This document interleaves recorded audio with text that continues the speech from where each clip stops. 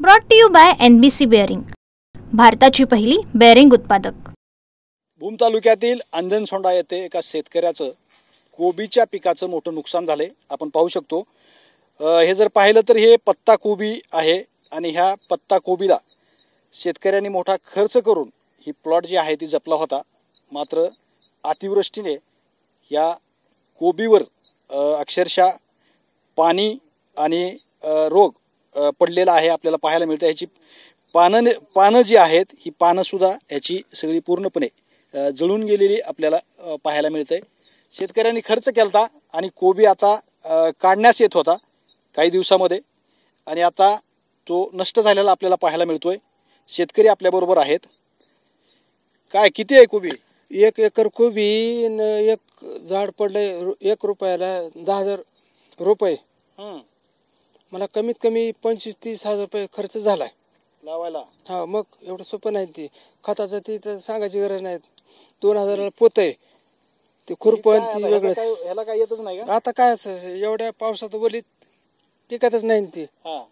एक तर ही पीक 2.5 महिन्याचं आता 3 महिने झाले तरी ह्याच्यापेक्षा मोठं होत नाही। पावसामुळे वलीमुळे झाड मोठं होत नाही। आणि आता तुमचं आता तुम्ही जेव्हा ही मार्केटमध्ये घेऊन गेला असता तेव्हा ह्याचं किती पैसे आला असतं तुम्हाला? माझ्या हिशोबात कमीत कमी 1 पाऊण लाख ते लाख रुपये झाले असते।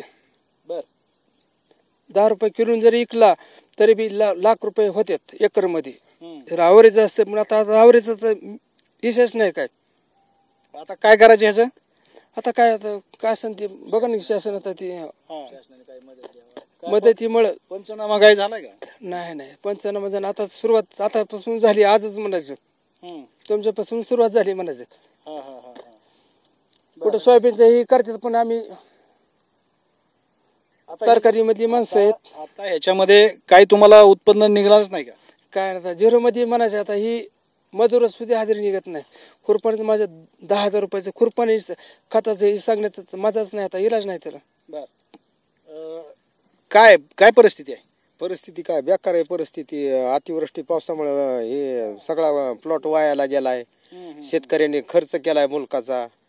1 रुपयाला पडलंय। ह्याला फवारण्या वगैरे असतात का? मग फवारणी ह्याला आठवड्यातून 2दा फवारणी करावं लागते। ती बी भारी औषधं मारावं लागते। एक फवारणी करायची म्हणलं तर 2,000 रुपये पुरत नाहीत।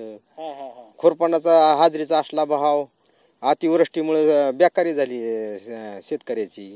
काय करावं एकंदरीत जर आपण पाहिलं तर शेतकऱ्याचं सगळ्याच पिकाचं मोठं नुकसान केलंय। समोरच आपण पाहतोय की कोबी कशा प्रकारे नष्ट झालेली आपल्याला पाहायला मिळते आणि आता शेतकरी याचे पंचनामे करून मदत देण्याची मागणी करतायत।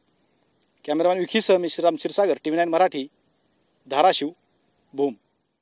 Brought to you by NBC bearing, भारताची पहिली बेअरिंग उत्पादक।